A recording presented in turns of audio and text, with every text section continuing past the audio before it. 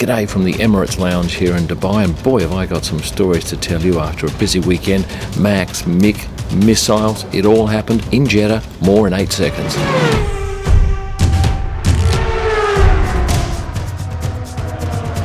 Red Bull's Max Verstappen took out the second race of the year, but I think that was probably overshadowed by that missile attack right in the heart of Jeddah.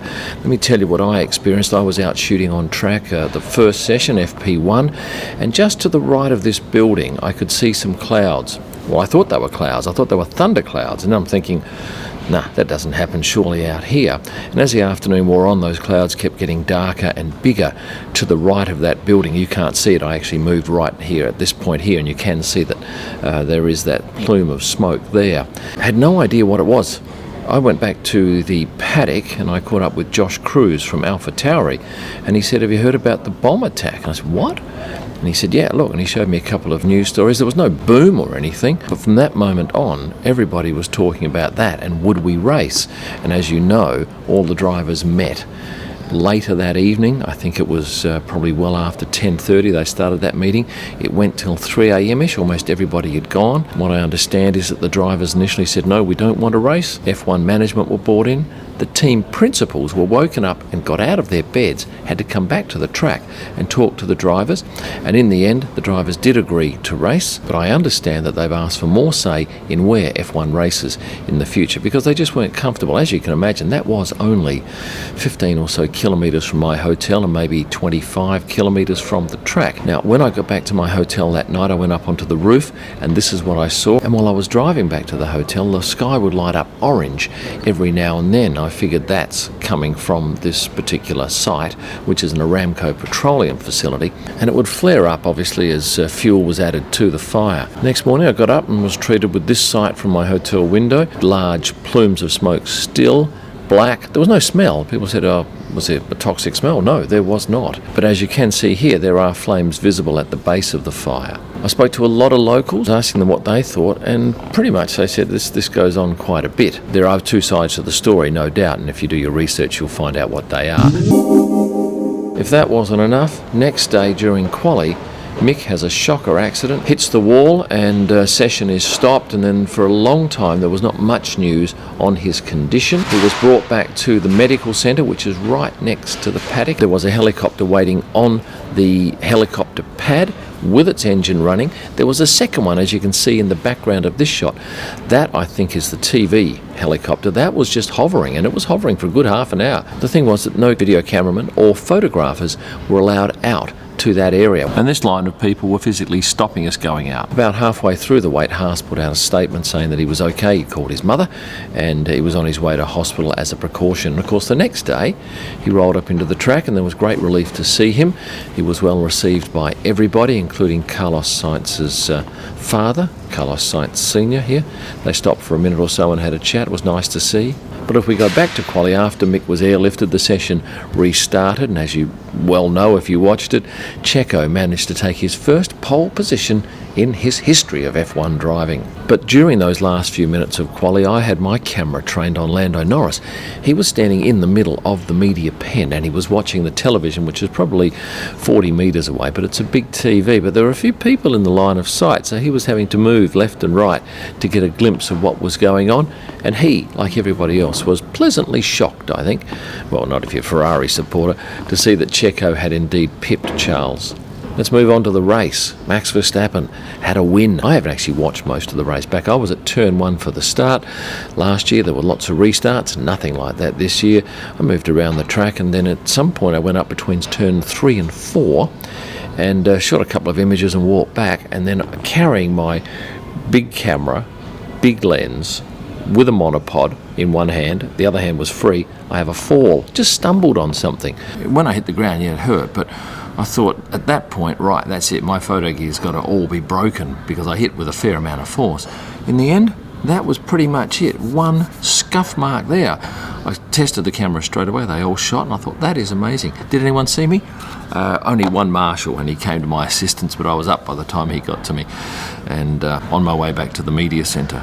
But did a little bit of damage here and a bit on my knee. At that point, I decided I'll go back and capture the Parc Ferme action. But then somebody said, oh, you got blood on your knee, so I went over to the medical centre. I have to thank those staff in that medical centre. They were fantastic. 15, 20 minutes in there, and I was all cleaned up and released back out into the paddock to wait for the celebration shot for Red Bull. My gosh, that took forever. But anyway, my persistence paid off, because these shots in the end are full of character. Let's go through some other things that I saw over the weekend. Did you notice the difference in the Ferrari? I did.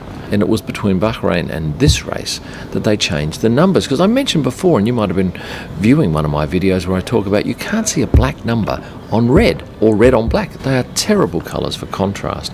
So as you can see here, they've made the change and it's significantly more visible. Wandering the paddock as I do, I see some interesting stuff. Nicholas Latifi here signing autographs, but he was doing it while he was watching something else in the paddock, and I thought, well, that shows a great level of dexterity to be able to sign without looking. And coming up shortly, you'll be able to buy prints of mine signed by drivers. And one of the problems, of course, when you buy a print signed by someone is, how do you know they've signed it? Well, when you hear what we're doing, it'll be unequivocal proof of authenticity.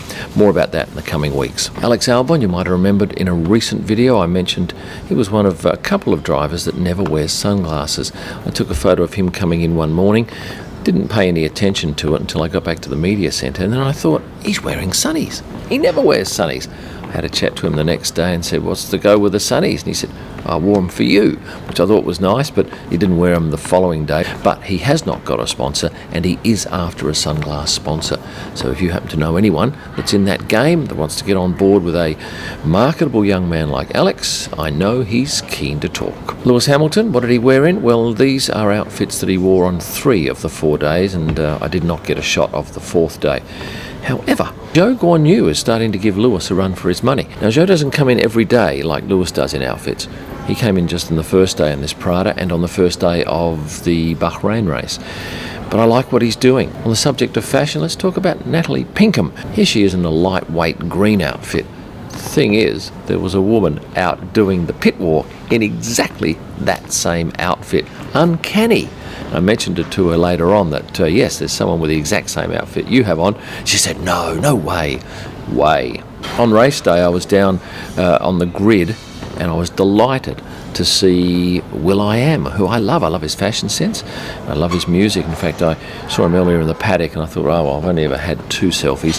Let's do a 3rd one, and I quickly got him, but as you can see, I'm not much chop at them.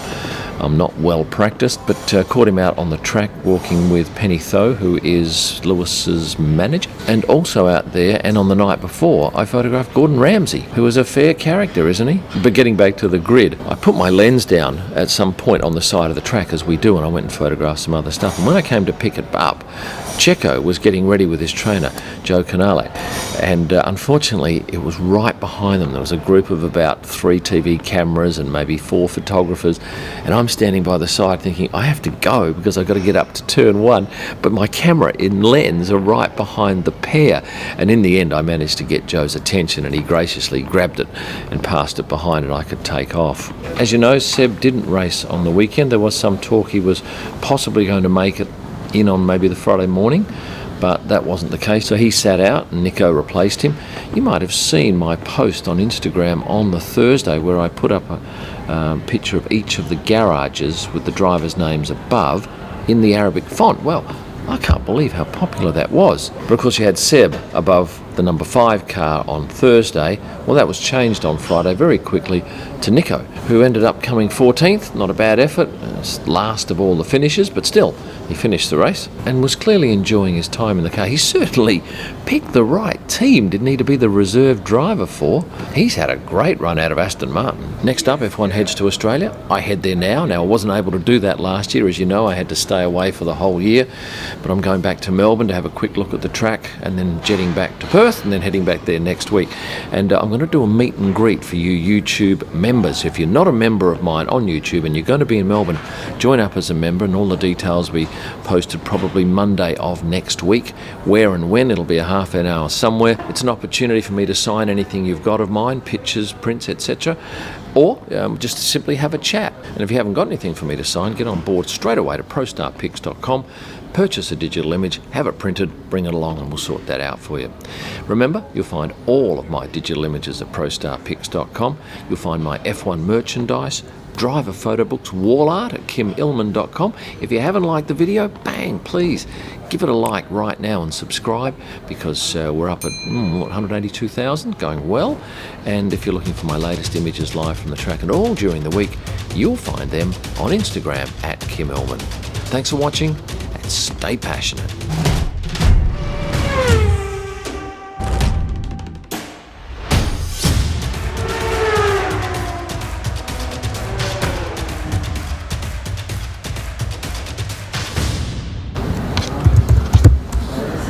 Hello. Traveling to Riyadh? No, I'm not. I just come from Jeddah though. Okay.